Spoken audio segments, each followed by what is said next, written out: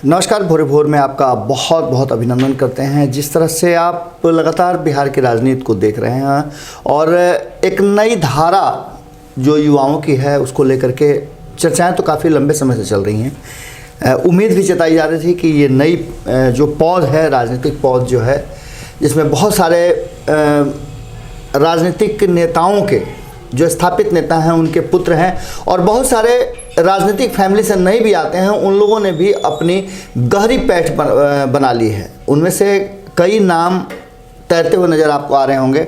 विधानसभा चुनाव में कई ने प्रदर्शन बहुत बेहतर किया है और इन सब के बाद अब विधानसभा चुनाव के परिणाम आने के बाद, सरकार के गठन के बाद अब एक नई चर्चा शुरू हो गई है। उस चर्चा में सबसे बड़ी चर्चा अभी वर्तमान में जो है वो है राज्यसभा को लेकर के, और राज्यसभा की एकमात्र खाली सीट को लेकर के ज़बरदस्त चर्चा चल रही है। और सबसे ज़्यादा, विधानसभा से भी ज़्यादा अब राजनीति इसी में पैवस्त हो गई है। चर्चा है कि तेजस्वी और चिराग के संयोग से, मिलन से, साथ आने से सुशील मोदी की राहें मुश्किल हो जाएंगी और इसके प्रयास शुरू हो चुके हैं। आपको पता है कि चिराग पासवान पिता के इंतकाल के बाद लगातार बिहार की राजनीति पर फोकस किए हुए हैं। विधानसभा चुनाव उन्होंने किस तरह से लड़ा, किस तरह से उन्होंने नीतीश कुमार को डैमेज किया, अब इन सब बातों को कहने सुनने की ज़रूरत नहीं है, क्योंकि परिणाम आ गए हैं, सब कुछ साफ है। और नीतीश कुमार के गुस्से में भी ये बातें नज़र आ रही हैं। भारतीय जनता पार्टी के लिए नीतीश कुमार का डाउनफॉल निश्चित रूप से फ़ायदेमंद साबित हुआ है।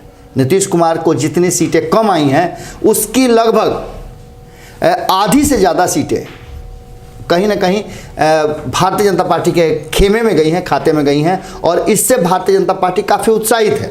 भारतीय जनता पार्टी ने कई परिवर्तन भी अपने नेतृत्व में किए हैं, इन सब बातों को भी आपने देखा है। लेकिन हम चर्चा कर रहे हैं कि सुशील मोदी जो राज्यसभा के लिए नामित किए गए हैं, और ये चूँकि हम बार बार आपको बता रहे हैं कि एक संविदा हुई थी 2019 लोकसभा चुनाव के तहत, उस संविदा का उल्लंघन माना जा रहा है।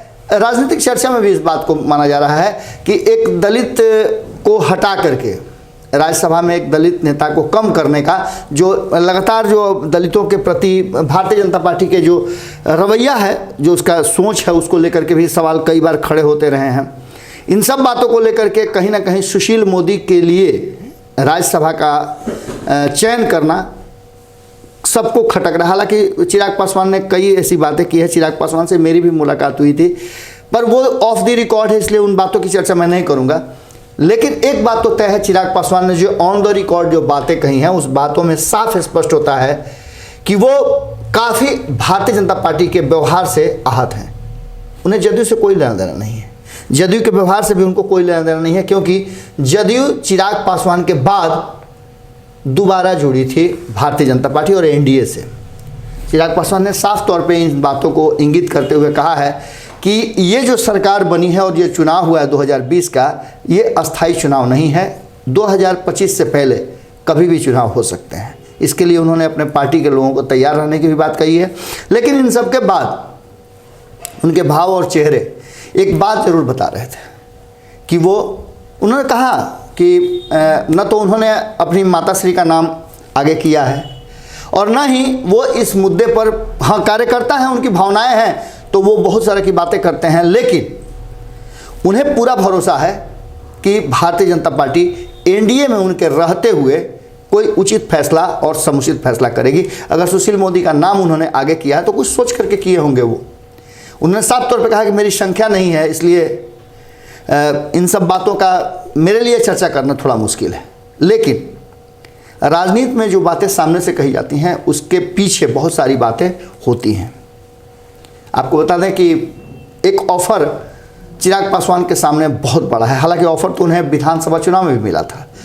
आपको याद होगा किस तरह से पप्पू यादव ने चिराग पासवान को ऑफ़र दे दिया था मुख्यमंत्री उम्मीदवार बनने का।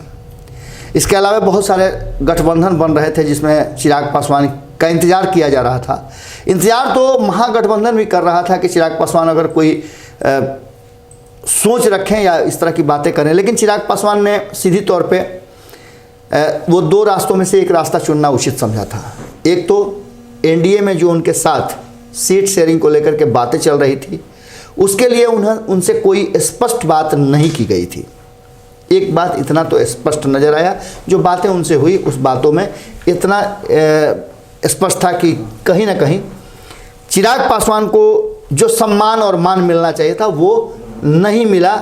एनडीए में खास करके नीतीश कुमार के हंगामे के और भीतर ही भीतर भारतीय जनता पार्टी को डराने से उन्होंने साफ तौर पे देखा होगा आपने कि किस तरह से इल्ज़ाम लगाया था उन्होंने और नीतीश कुमार पर खुल करके हमला भी किए थे। अब राज्यसभा चुनाव में रीना पासवान के नाम को लेकर के अभी भी वेट एंड वॉच की स्थिति में महागठबंधन है। महागठबंधन के जो भी घटक दल हैं उनको कोई आपत्ति नहीं है, चूँकि तेजस्वी यादव को भी जहां एक तरफ महागठबंधन के साथियों से पूरी छूट मिल चुकी है कि वो किसी को भी इस सीट के लिए नामित कर सकते हैं, वहीं अगर कहा जाए तो लालू प्रसाद और राबड़ी देवी ने भी तेजस्वी यादव को इसके लिए ऑथराइज कर दिया है। अब इन सब बातों को लेकर के जिस तरह का माहौल चल रहा है और जिस तरह की राजनीतिक चर्चाएं चल रही हैं, उसमें एक चर्चा तो बड़ा महत्वपूर्ण है कि नीतीश कुमार के लिए और ख़ास करके भारतीय जनता पार्टी के लिए ये कठिन समय होगा।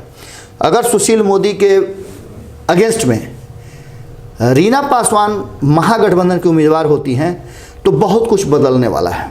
बहुत कुछ बदलने इसलिए है कि सुशील मोदी को भारतीय जनता पार्टी के ही बहुत सारे ऐसे नेता हैं जो नहीं चाहते हैं कि उन्हें ये सम्मान मिले। आपको पता है कि भारतीय जनता पार्टी के इस फैसले से स्तब्ध हुए हैं बहुत सारे नेता, और स्तब्ध होंगे भी क्यों नहीं।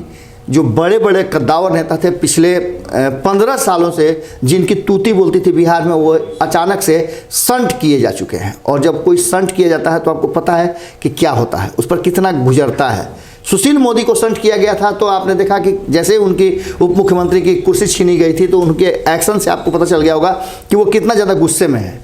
अब आप समझिए कि प्रेम कुमार क्या करेंगे, जो 8 बार जीत करके आए हैं, भारतीय जनता पार्टी के सबसे मजबूत और कद्दावर नेता कहे जाते हैं बिहार में।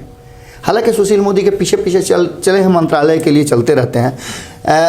नंदकिशोर यादव क्या करेंगे, राम नारायण मंडल क्या करेंगे, बहुत सारे नेता हैं जो लाइन लगाकर खड़े हैं। इसके साथ साथ एक बड़ा कुनबा है जो नीतीश के साथ विरोध तो कर ही रहा है, सुशील मोदी का भी विरोधी है।